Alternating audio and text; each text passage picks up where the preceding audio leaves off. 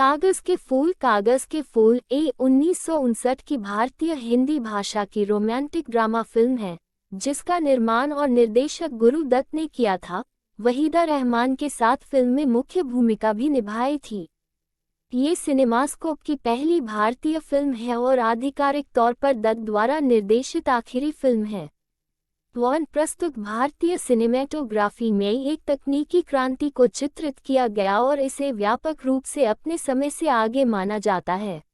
ये फिल्म अपने समय में अपने विषय के कारण बॉक्स ऑफिस पर धमाका करने वाली फिल्म थी, जिसे लोग पहचान नहीं सके, लेकिन बाद में 1980 के दशक में इसे एक बना दिया गया कल्ट क्लासिक के रूप में पुनर्जीवित किया गया। 3-4 आलोचनात्मक और व्यावसायिक रूप से इसकी विफलता ने गुरु दत्त को गंभीर रूप से प्रभावित किया। स्टूडियो कोमलबे के अवशेष पर ला खड़ा किया गया। इसके बाद दत्त ने कभी भी आधिकारिक तौर पर किसी फिल्म का निर्देशन नहीं किया। 5 फिल्म का संगीत एस.डी. बर्मन और गीत तैयार किया कैफी आजमी और शैलेंद्र ने लिखा था। एक गीत हम तुम जो कहते हैं के लिए आज कागज के फूल में कई कलाकारों का हिस्सा है फिल्म स्कूल। 6 इसे भारत में अब तक की सबसे बेहतरीन आत्मचिंतनशील फिल्म माना जाता है। फिल्म को व्यापक रूप से गुरु दत्त के व्यक्तित्व, फिल्म उद्योग के प्रति गहन मोहभंग और इनसे मिलने वाली राष्ट्रपति के प्रकृति और दत्त और उनके शिष्य विद्याधर रहमान के बीच कथित आरोपों के बारे में व्यापक रूप से लिखी गई आत्मकथात्मक विचारधारा के बारे में माना जाता है। उस समय दत्त की शादी हुई थी गीता रॉय चौधरी, बाद में गीता दत्त से हुई थी, और उनकी अत्यधिक शराब पीने और रहमान के साथ उनके भावुक रोमांस की अफवाहों से कोई मदद नहीं मिली। कुछ अन्य लोगों का मानना है कि यह ज्ञान मुखर्जी भाग्य के निर्देशक के लिए जाएं को प्रणाम है। साथ में गुरु दत्त 1950 में जुड़े थे। वहीदा रहमान ने इस तथ्य को खारिज करते हुए कहा कि दत्त के जीवन पर आधारित कहानी में उन्होंने कहा कि दत्त ने कभी भी असफलता का स्वाद नहीं चखा था क्योंकि फिल्म के निर्माण के दौरान उनकी सभी फिल्में सफल रहीं, नायक के विपरीत जो असफल रहीं का सामना करना पड़ा। 8-1 दत्त के कांस्टेंट सहयोगी रह रहे वी.के. मूर्ति ने सिनेमेटोग्राफर के रूप में काम किया और फिल्म में अपने काम के लिए फिल्म फेयर सर्वश्रेष्ठ सिनेमेटोग्राफर पुरस्कार जीता।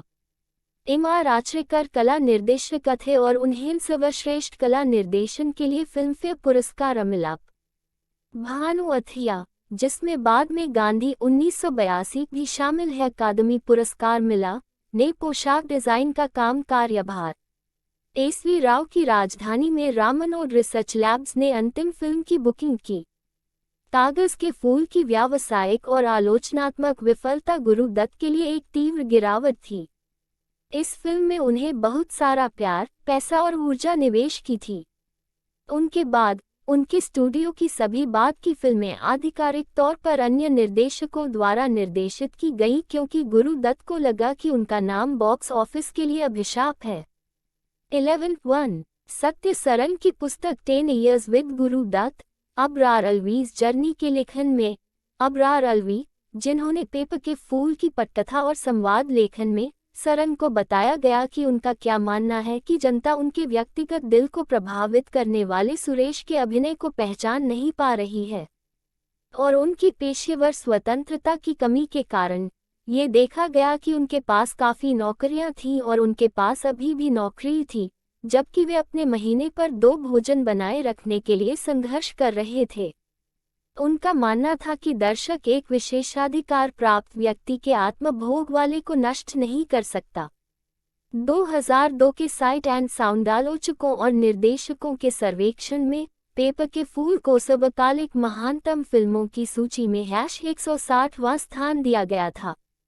13 ये 2002 में है। ब्रिटिश फिल्म इंस्टीट्यूट की टॉप 20 भारतीय फिल्में 11 पर सूचीबद्ध थीं।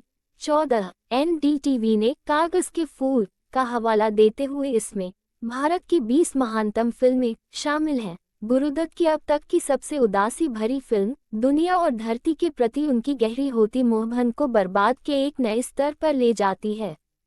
प्रतिष्ठित अभिनेता निर्देशक स्किट्स एक फिल्म निर्माता की भूमिका में हैं। वह उन लोगों तक अपनी बात में अहित है जो मायने रखते हैं और जीवन, व्यक्तिगत और पेशेवर दोनों के रूप में एक निरंतर संघर्ष है।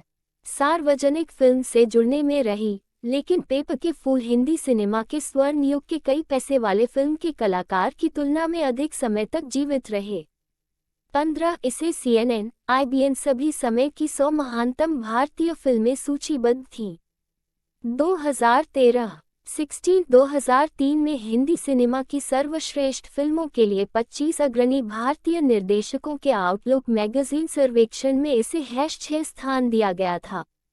17 इसमें इसे भी सूचीबद्ध किया गया था। टाइम आउट की 10 सर्वश्रेष्ठ बॉलीवुड फिल्में 2015 में #14 पर। 18 पेपर के फूल की स्क्रिप्ट 2014 में कागज के फूल द ओरिजिनल स्क्रीनप्ले एक पुस्तक के रूप में प्रकाशित हुई थी। 2019 में ब्रिटिश फिल्म इंस्टीट्यूट ने कागज के फूल को 1959 में सर्वश्रेष्ठ संगीत के रूप में नामित किया गया था, जिसमें कहा गया था, अगर सबूत की बर्बादी थी कि गुरु दत्त एक हिट आचार्य नहीं थे, तो ये बेकार है।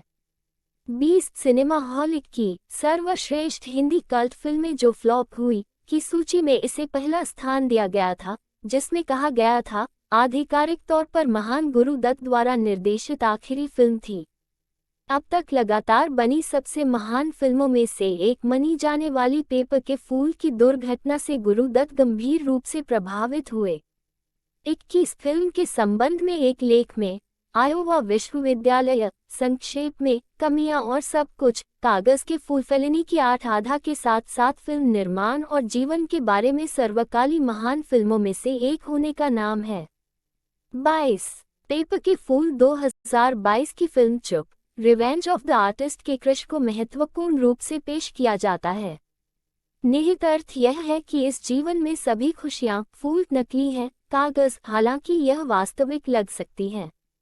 इस फिल्म के नायक गुरु दत्त एक कलाकार द्वारा समर्थित के पास एक समय में इस दुनिया की सारी खुशियां थीं। हालांकि ये केवल उनकी सफलता का कारण था।